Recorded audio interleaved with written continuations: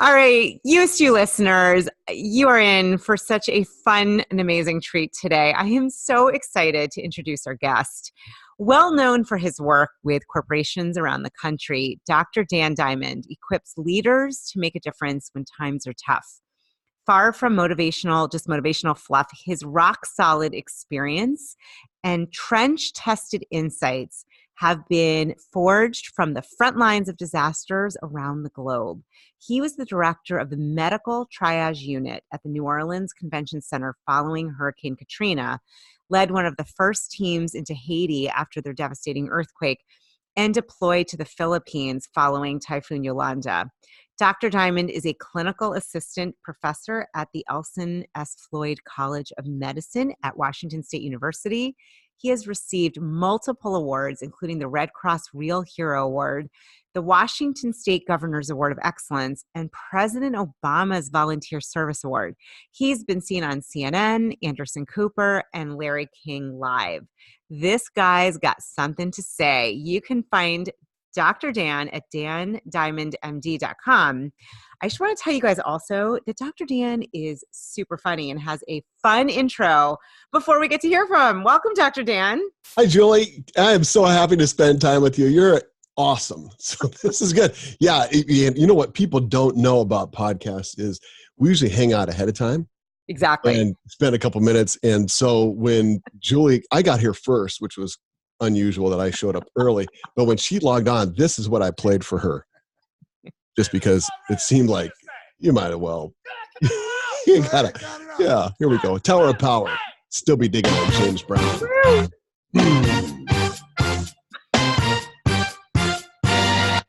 been through all them changes. You know, it feels like that. It's a new episode. I love it. I love it. We wonder how many. It's like everybody I talk to is going nuts because stuff is changing all the time. Yeah. You know, like they're thinking, you know, I finally got stuff figured out. Then they change the rules on me. Yeah, such a good metaphor. We're just rocking it out. I love it. Let's. Oh, yeah, you got to. I'll fade that down though, just because. That was really fun. I'm kind of wanting to do that more now. Yeah. So for those who weren't there pre-call, we had a couple different tunes going on, and you're super fun and funny. I mean, reading, you know, I know a bit about you and your background, and like just talking about your background, your bio, it's like amazing that you have a sense of humor because you deal with. Well, you left out the best part. I did. What did I leave out? Yeah. I used to be a street mime in Seattle. What? And that's how I made my money going through medical school. And it was a good gig too, because this was like 38 years ago, which now I can't believe that's a long time ago. I was making, on a good day, I was making $25 an hour. Wow. Putting my hat out. Wow. As a street mime. Now, people are listening, but we will have this on YouTube. I mean, can you just do a quick, I mean, I could just share what the glass wall thing when you're on. That's pretty good. But it's not 3D. So what, you know, I could be trapped in here. Right. Wow. But yeah, I mean, it's handy because I know how to lean on stuff that's not there. And, you know, it's like I'll back up. Yeah. See if you can see this. Okay. So if you stand at an angle like this, people are more likely to wait on you. Then you can reach over and grab onto stuff that's not there. And, you know. Oh my gosh. That's probably so can't cool. hear me when I back up from my mic anyway. But, you know, if I'm miming, I shouldn't speak. Right. That's right. We kind of broke the code of. I didn't have makeup on. There is no makeup, but I will tell you must have strong core muscles to do that. Yeah, some of them are. A few of them. They're still strong. Not all of them. I'm getting old. I'm 62. Wow. I don't know how that happened. Yeah, I know, right? It's like you wake up and it's like, what the heck? Yeah. And it was just like that. I woke up and went, what the heck? Right. How did this happen? Okay, so miming and physicians saving the world. So how did you decide that you were going to go and get into this whole, well, we could talk about miming, but I'm also curious, you know, my goodness, all of these awards and, you know, disasters and like, how did you get into that? And bless you. Well, thanks. I would say that it's, I've been in the right place at the right time several times. Mm-hmm. And then if you're in the right place at the right time, somebody feels like they should give you an award. But I look at it like I'm just an ordinary guy trying to help out, and I ended up in the right place. And then somebody says, hey, you want to be an Anderson Cooper? He wants to interview you. I'm like, well, yeah, who doesn't want to be interviewed by Anderson Cooper? Yeah, really. So yeah, it was right place, right time. But when I look at myself in the mirror, I think, well, there's another ordinary guy just trying to make a difference, And so I have this core belief that I have the power to make a difference, and it's not about me, and I don't care who gets the credit.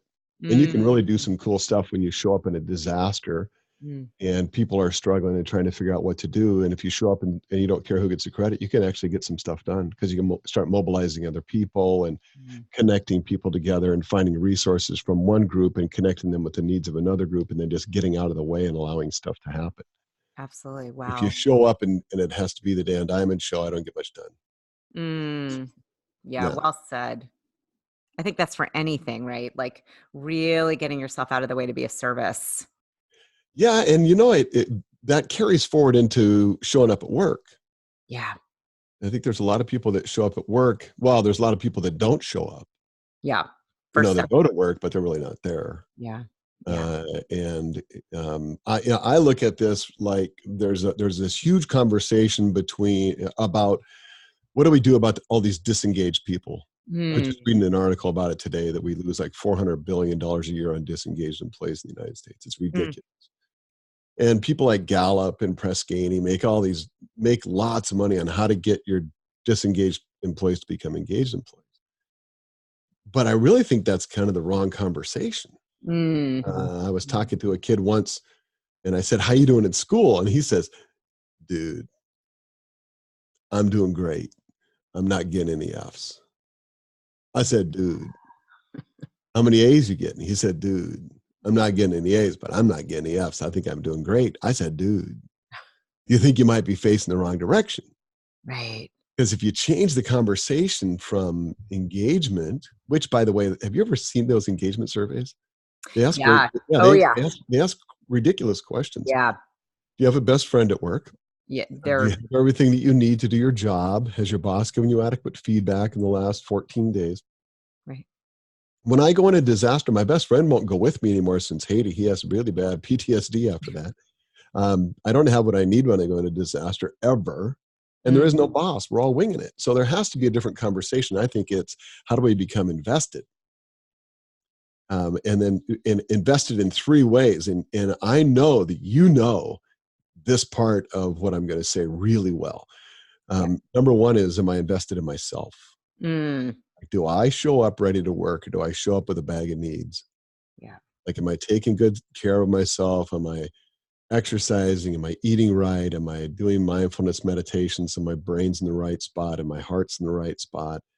Then do I invest in my teams? And do I get my team to invest in the teams around me?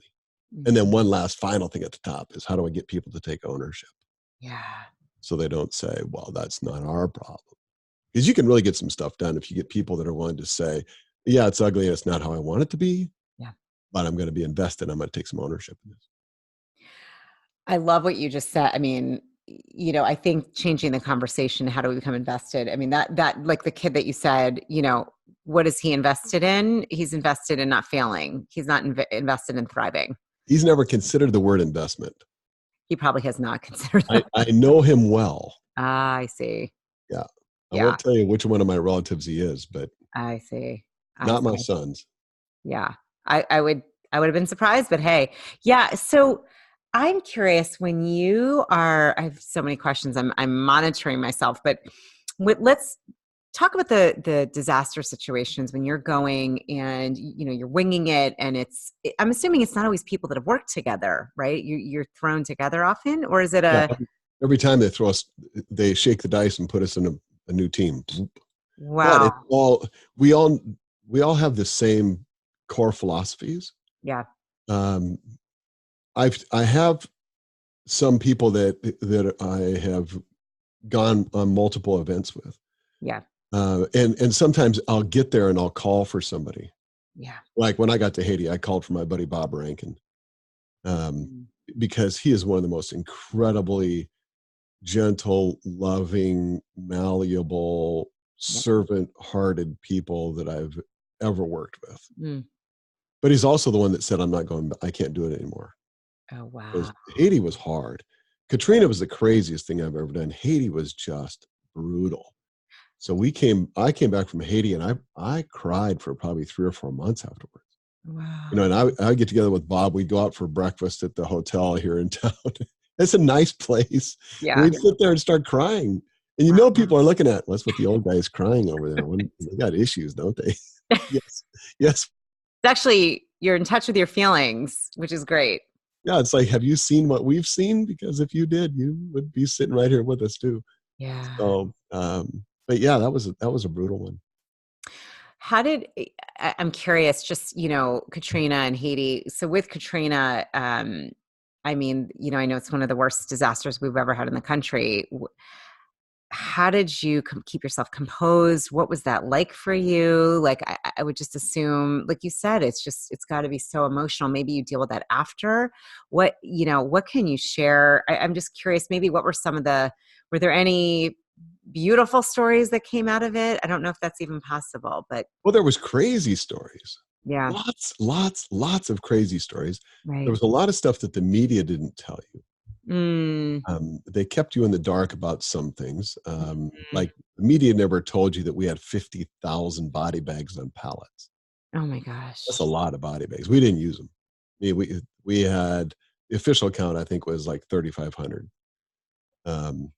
So it wasn't as bad as it could have been, although I think the 3,500 is probably significantly lower than what it should be. Okay. There was a lot of people that were just lost. Oh, wow. But I'll never forget being in in our triage unit, and somebody comes up to me, one of my staff, and says, "Hey, Diamond, this lady over there says she can swallow a snake." Well, I'm not shy. I went up and I said, "Hey, I understand you can swallow a snake." And she says, "I sure can." I'm like, "Oh, that isn't right." I said, "Do you have one with you?" She says, "I sure do." She reaches into her purse, pulls out a snake that's like 2 inches in diameter and about 3 feet long, swallows it, pulls it back out, swallows it again. And my eyeballs are like, whoa! Like, did you just wake up one day and go, bet I could swallow that snake? And if the snake ever wished it had arms, no, it's like, so there was crazy stuff like that we saw. But one of the things that I experienced in Haiti, and I've experienced it all, I mean, in Katrina, but I've experienced it all over the world, that the media doesn't show you, is there's probably somewhere in the neighborhood of 30% of the population that even when they lose everything, okay, they still show up and say, I have the power to make a difference. It's not about me, and I don't care who gets credit. That's where I learned that from. I was not born like that. I learned that from people in disasters and looking at them and going, oh, wait a minute, you just lost everything. Wow. But you're still fully engaged. You're invested. You're taking ownership. You're rolling up your sleeves. You're helping. You're really contributing. I did a TEDx talk in 2016 about one of the guys named Augie. Okay. And, if you get a chance, take a look at it. If you just search Dan Diamond TEDx, it'll pop up. But the thing that I learned about that since I did that talk was, and I'll just briefly tell you, and I don't want to ruin it because I can't tell it any better than I did when I did my TEDx talk. Right. I would think that so many times, my well God. said. But the thing that hit me about Augie was, even though he lost everything except for a couple of garbage bags and some blankets, he had a shopping cart with some garbage bags with with a few clothes in it, but that was all he had left. Everything else was gone. He was fully engaged and loving people and helping us take care of people and getting water for people. And it was just like, how do you do that? I'm looking at him going, if I lost everything, like, if you want to see me cranky, just take away my computer and my phone. Yeah. And then I'm going to sit on the curb and go, how am I ever going to recover? Yeah. But not him. He just rolled up his sleeves and went, well, it's just stuff, but I can help these people that are here. Wow. So, I'm looking at that and trying to understand, how is it that some of these people do such marvelous work and the media doesn't tell us about it? Yeah. And I have a theory on why that happens. I want to hear your theory. And we've shifted from being a hero-centric society when I was a kid we all wanted to be astronauts. When I grow up, I want to be like that. Oh my God. Could you imagine how cool it'd be to walk on the moon? And now we've switched to a victim-centric society. Yeah, for So sure. we say, well, at least I'm not that bad. Yeah. Like if you don't want to clean your garage, Right. just watch Hoarders. Yeah. And then you go, well, at least I'm not that bad. Yeah. And when a disaster happens, they don't show us the people that are thriving. They show us the victims. And then we all run to the TV and watch the TV and go, oh my gosh, those poor people. I can't imagine that. At least my life is not that bad. Mm-hmm. If they showed you Augie, then you're going to get uncomfortable. Yeah. And say, I got to step my game up because look at all the resources I have around me right now. And Augie is making a difference when he doesn't have any resources. Mm-hmm. And what could I do with the stuff that I have here right now? So it's I think the reason they don't show us is they want us to sit in front of the television. And if they start showing us these people that we look at and go, well, I want to be like that. Yeah. We're going to get off our couches and go make a difference in the world, and they won't be able to sell us as much stuff. Not that I'm cynical, but well, I mean, I am so with you. It's interesting. I'm very careful of what I watch, what TV I watch. In fact, I watch very little. I always say it's very carefully curated what I allow myself to watch. A, I'm sensitive. B, it's just we don't get enough news of what's, like you said, where people are thriving. Where I would have loved to have seen that story where an Augie stepped in and just listening to you, I have goosebumps. And I'm thinking, all right, how am I going to do that? And I have a ton of stuff. the story got better. Oh, let's hear it. In Cincinnati. So this was like probably a year ago. So it was about 2 years after I did the talk. I was in Cincinnati and I flew in. I got in late. So I went down to the hotel bar to grab some food. And 2 stools down from me is an African-American gentleman. And he's checking out. And this is so awesome. So first you got to know that I have this passion for breaking down racial barriers. Nice. Like my daughter's not white on purpose. We adopted because we didn't want to have an all white family. So this guy's two stools down from me and he's checking out.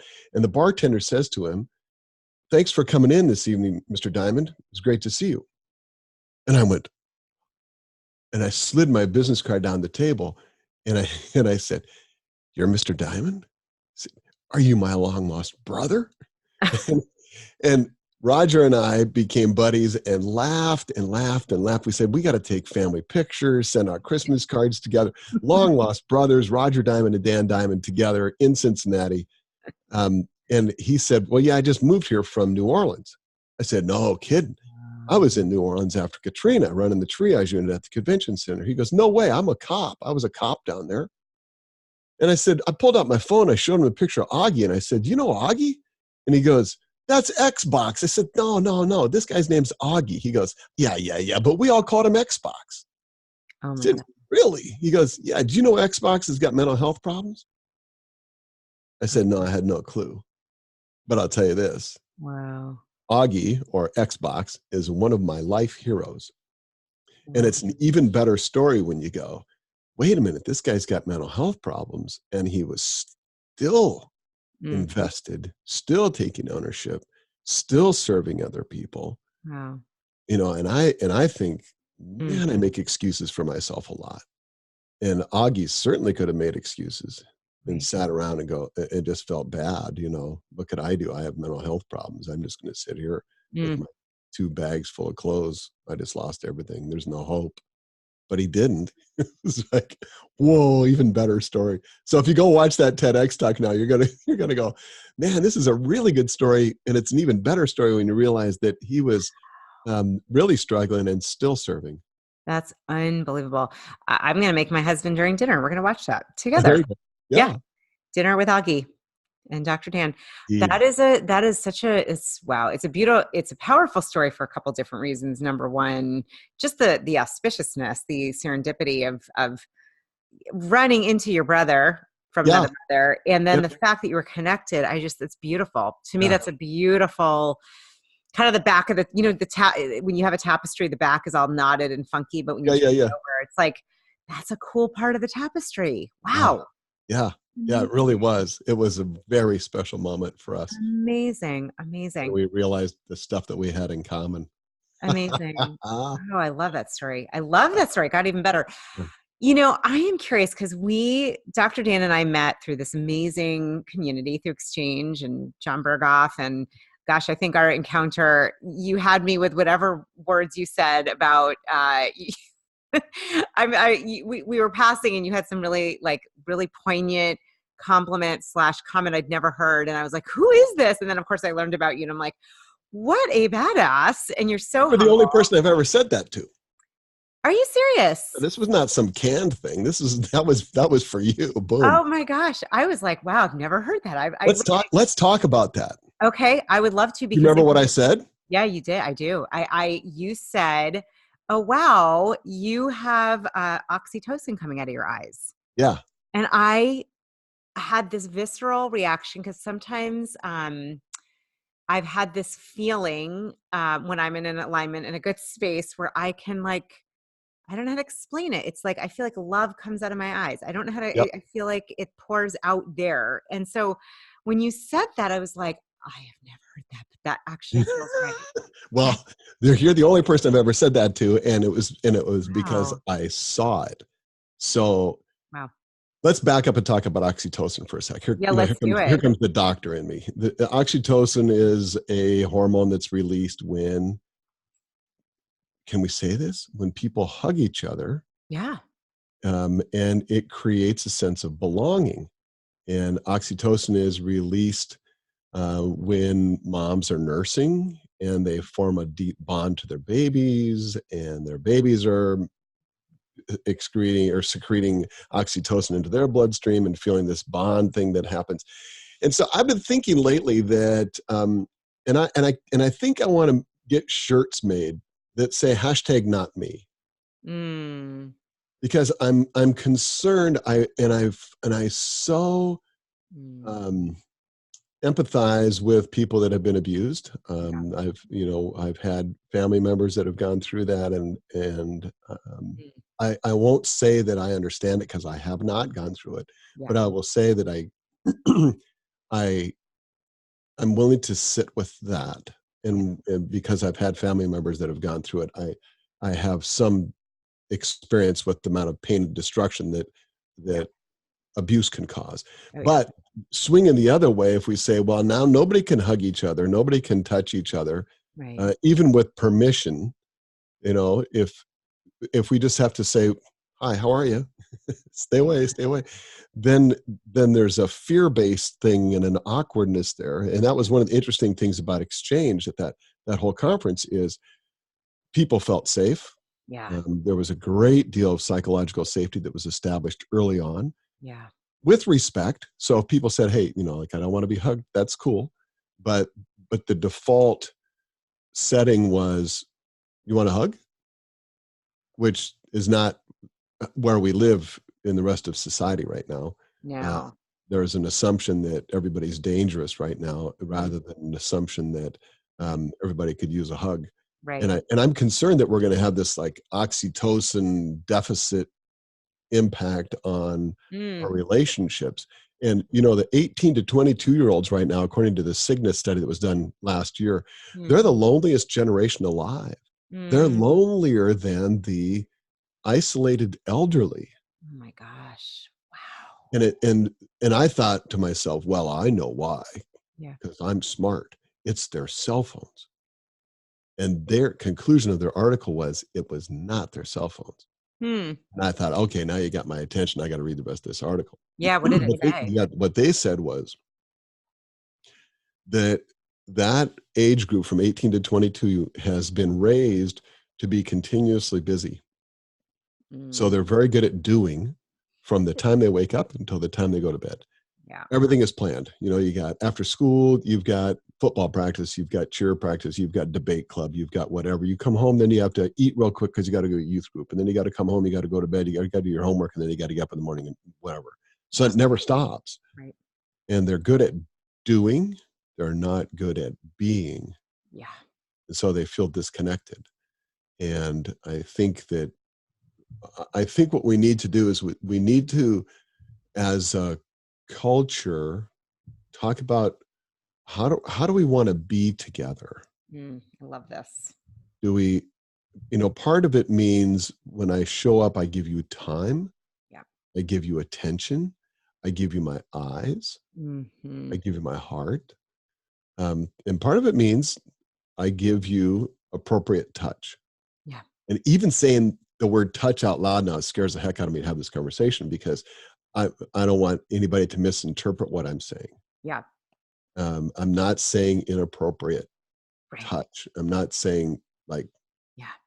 perverted stuff. I'm saying just like there's sometimes where as a doc, I've got somebody that comes in and they're experiencing a big loss. Yeah.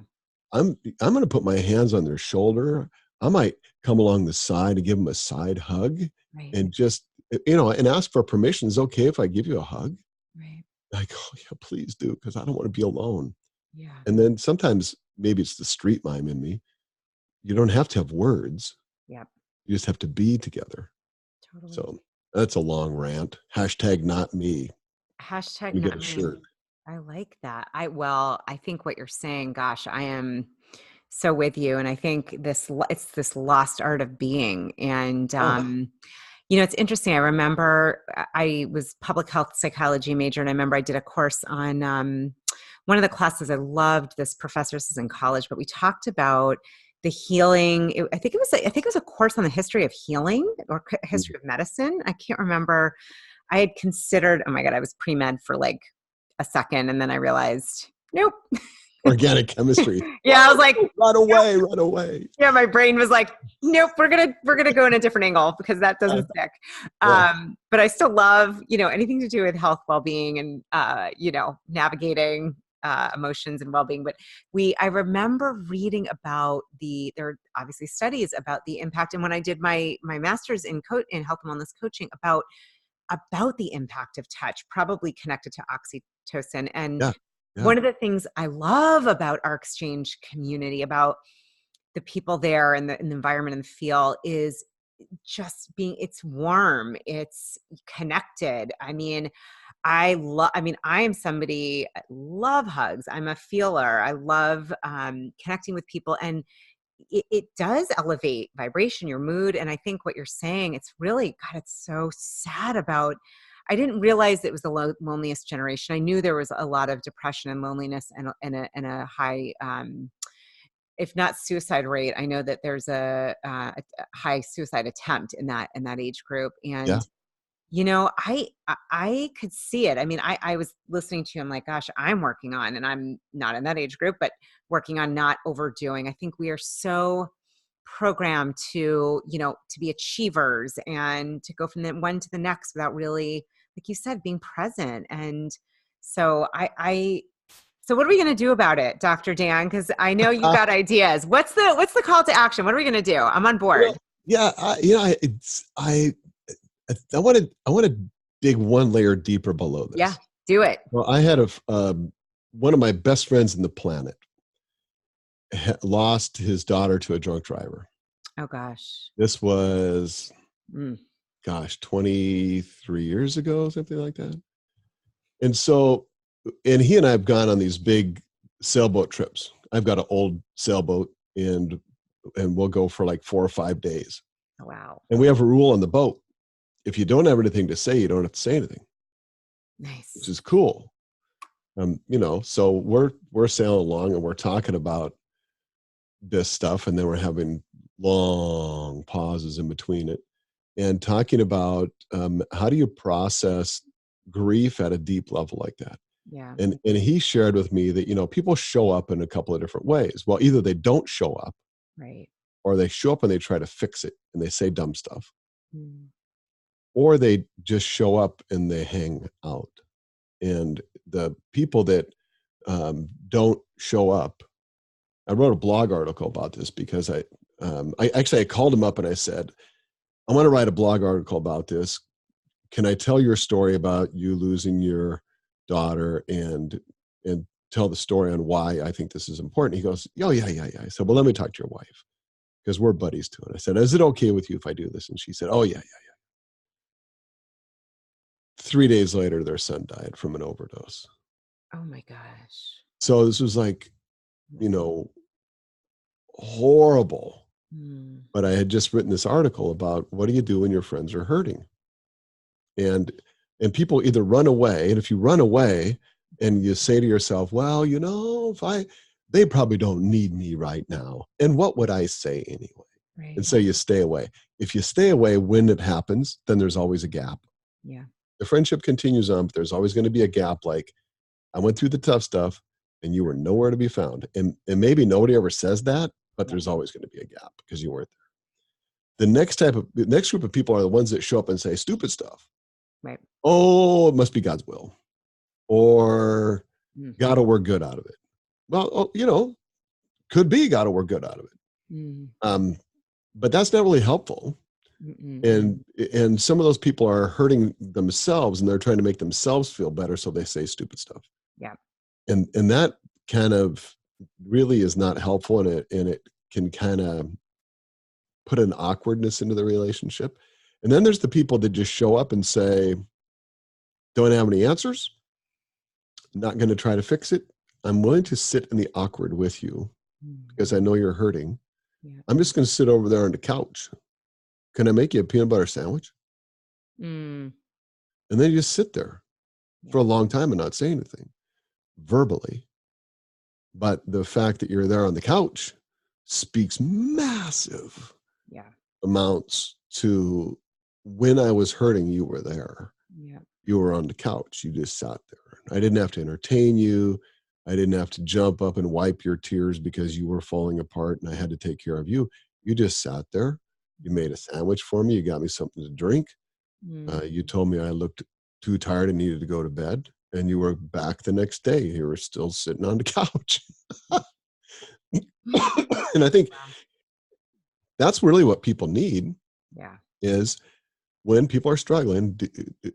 I mean, I'm a doc, so I'm a professional problem solver. Yeah. I Really. just want to run in and I could fix this for you, and if you do this and this, you'll be fine. So it goes against my training, but that's what I did with Greg. Is I just went and sat on his couch. I just hung out Mm. with Mm. him, and didn't try to have the answers, and it worked way better Yeah. than trying to rush in with the answers. So I think part of this is, am I willing to slow my tempo down? Yeah. Am I willing to make the time investment in the middle of our busy world? Am I willing to show up and not have answers, but just be present? Yeah. That's really cool stuff. And then again, that I think that willingness to reach out and actually make contact with somebody is important. Yeah. You know, there's times I can just go over to Greg, put my hand on his shoulder, don't Mhm. need to open my mouth, Yeah. and go sit back down on the couch, go make another peanut butter sandwich. Get him a drink. It's like, Yeah, that's right. now What you're can I done. do Yeah. for you? Yeah. Yeah. Wow. I think, Or if you want to be alone, I'll be alone. You know, I'll let you be alone, whatever. right. Yeah. So it's so powerful. What I'm getting from this too, and I always think, those that are listening, look, I have a sense, everyone tuning in, I'm pretty sure all of us are so busy, right? And so, like you just said it really means consciously slowing down. It means, not having to have any response. I actually was thinking back to one of my very close friends from high school. My God, such a sad story. Her father, I always feel like he's in my mouth, which sounds weird. He was a oral surgeon, and he did all my molars. What do you call them? Wisdom teeth.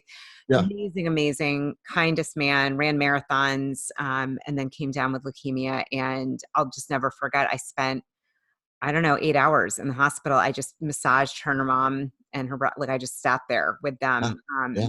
I didn't really say much. And, I'm an extroverted, like feeler, thinker, verbal Yeah. speaker. And I just, thank God something kicked in intuitively that day, but I just knew, it just was about being there, being present. And I think, that is the opposite of being overscheduled and being overly doing and going from the one to the next and not being engaged. And Yeah.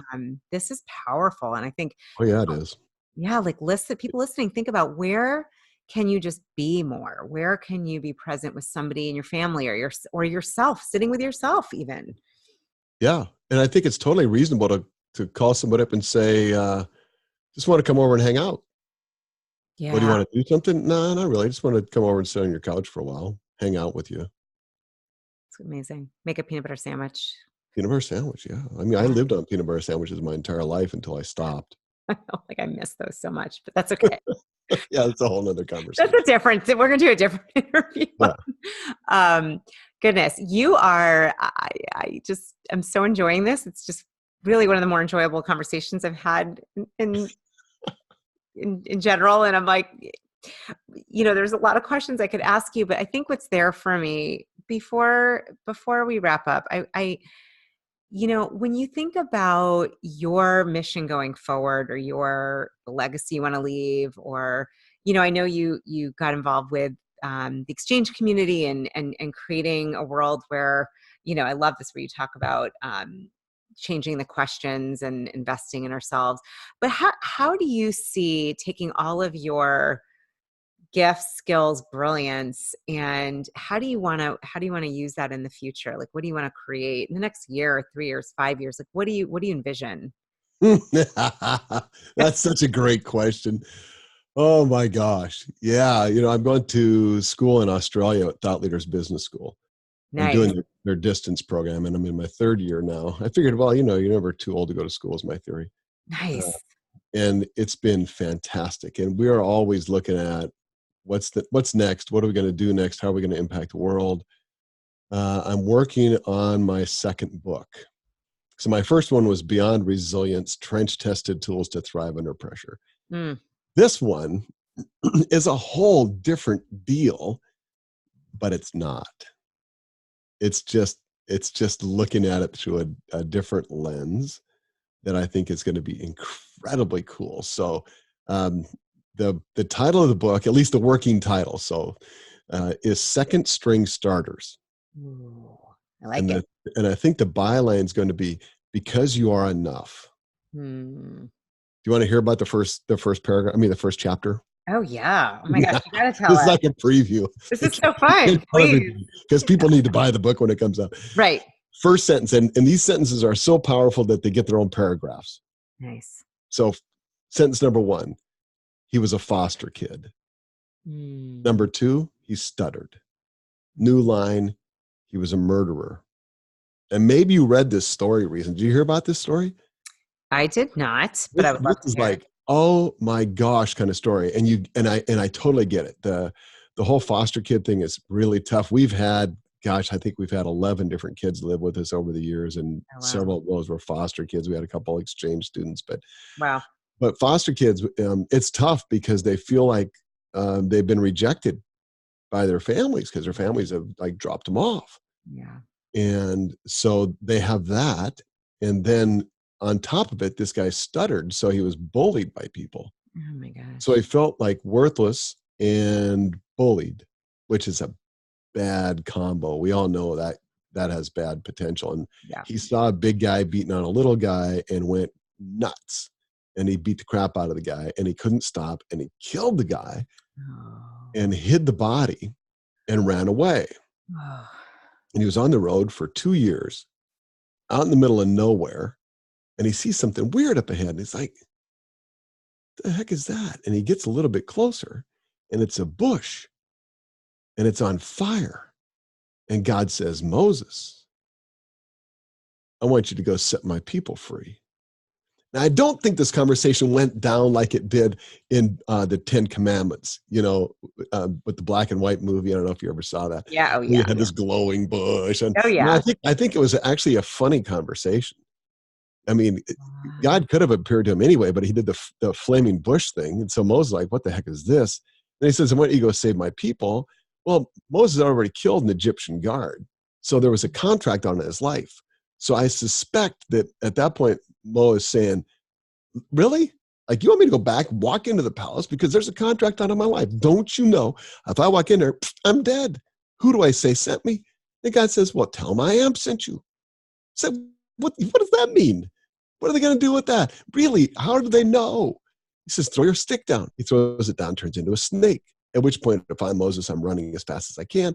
And God says, pick it up by the tail. At which point I'm yelling back over my shoulder, if I'm Moses, everybody knows you don't pick up a snake by the tail, you pick it up by the head. Right. I mean, You don't that's swallow it. as small as the snakes. Yeah, exactly. Right. So he finally goes back, he picks up the snake and turns back into a stick, which I gotta believe with all of that, who I am. At that point, he's throwing it down and picking it up and throwing it down and picking it up and throwing it down and picking it up. Going, this is the coolest thing ever. And then he says, but God, I don't speak very well. And God says, Moses, seriously now, who makes mouths? Which I think is one of the funniest scriptures in the Bible. And so you look at this and go, wow, God could have picked anybody to rescue the Israelites. Yeah. Why did he pick Moses, a murderer that stuttered? Because I think he likes the second string. And you look at King David, he was the runt. He was the smallest of all the brothers. The prophet goes to his dad and says, one of your guys is going to be the king of Israel. Line him up. And he goes through all the kids. And he says to dad, you got any other ones? And his own dad throws him under the bus and says, well, there's David. He's out tending sheep. You can't be serious. Mm. And then you got Mary Magdalene's a hooker. Matt's a tax collector. Peter denies Jesus. Paul's out stoning Christians. And you got a bunch of stinky fishermen. There's a pattern that God prefers to use the second string, not what our society does, which says, if you want to be useful, you need to be a Kardashian. You got to look good. And so many of us sit on the sidelines and go, I'm not pretty enough.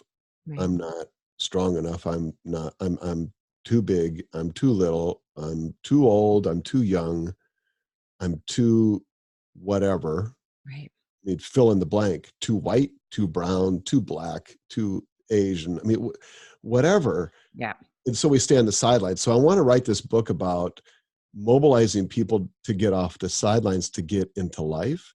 Mm. And then I'm going to throw a curveball warning. Nice. Probably like at the last third of the book. So that part's not written yet. But the curveball is going to be, if God prefers the second string, why don't we? That's really worth asking. Yeah. Why is it that why don't I come alongside people that are different than me? Yeah. Whether the second string or not, why do I just want to hang out with the people that got their act all together? I'm missing out on an opportunity to come alongside people and encourage people and learn from people. Yeah. Because they have lots to offer, obviously. Yeah. So anyway, this is my big project, and I'm struggling. Do I write this for the average person, or do I write this for people that are inside the church, or how's it going to work? I don't know yet. I can't keep going back and forth. It's either way. I want to write it so it's accessible. I don't want to write it from the perspective of, whoa, right. I have my act all together. Here comes the truth from Dan Diamond. Right. If you were only as cool as me, no way, man. I don't need any of that stuff. This is going to be a salt of the earth. Yep. Roll up your sleeves. Let's have a conversation about, is it true that God picked a bunch of stinky fishermen? Right. The only people that Jesus got mad at were the people that were the religious leaders that were tying everybody up with all their rules and constipating stuff that they did. Right. He was looking at it like, he's hanging out with a hooker and people are going, oh my gosh, he must not know. Right. Yeah, he knew. He knew who he was hanging out with. So anyway, that's kind of where my heart is right now, is I'm trying to figure out how to write that, because I want to encourage people to quit selling themselves short. And I look at, you at the beginning mentioned the awards and stuff. Really, truly, I look at it like I'm just an ordinary guy. I don't consider myself a first stringer. I consider myself a second stringer. And if God can use me to go do stuff, he certainly can use everybody else. And I want to be part of mobilizing people to step in and take risk. Yeah. And just encourage people that they have stuff to offer. Oh gosh, absolutely. That was a big question. Are you glad you asked that one? Woo! Oh, I'm so glad. That was incredible. I'm thinking, it correlates this whole concept of, the reason I call it the You-est You. It's like this, to me, we all have these divinely given gifts, and I don't care who you are, every single person, stutterer, disability. So I'm thinking, I'm with you. I'm like, I'm in, and I think you have another TEDx talk coming. I feel it. I feel it. It's coming soon. It's coming with the book. That could be. It could be. Yeah. That'd be fun. I just got to get the book done. Yeah. Get the book done and then do another TEDx. And, I just want to like give you the huge, just acknowledge you and thank you for just showing up strong, inspiring, so humble. It is so incredibly empowering to listen to you. And I know everyone listening in, I mean, the minute I heard you speak, I was like, he must be on my show. I got to talk to him. And then I think you gave me a hug, which I loved. And then you made the oxytocin comment. I'm like, who is this magician, magical, like doctor person who can like see through me and, just tune in. And you were so present. Actually, what I felt right away was this like incredible presence. And it's funny, I was running to do a podcast interview. I had to leave to do a podcast interview. And I was like, I am not so present, but you were. And I acknowledge you. You're adding incredible value to so many lives. And I appreciate that. Thank you. You're a real gift. Yeah. I'm so honored to have you here today, Dr. Dan. And I'm excited. We'll do this again when your next book's out. Let me know. Yeah. Or maybe before. Yeah. I'd love to hang out with you. Yeah. I'd love to talk about. So hopefully that will happen soon. It'd be fun. You're awesome. Do you want to play a quick like outro song? I don't know. I feel like outro. Yeah. How about the theme song for my podcast? This is good. This is Adam Rafferty made this for me. Oh wait, no, that's not it. I hit the wrong button. I like that too. How about this one? He did that one too, but he also did this. Yeah, Adam Rafferty is the coolest guitar player on the planet. Wow. And I sent him an email and I said, I want to use one of your songs for my theme song for my podcast. And he said, well, I don't own the copyright for that one, but how about if I just make one for you?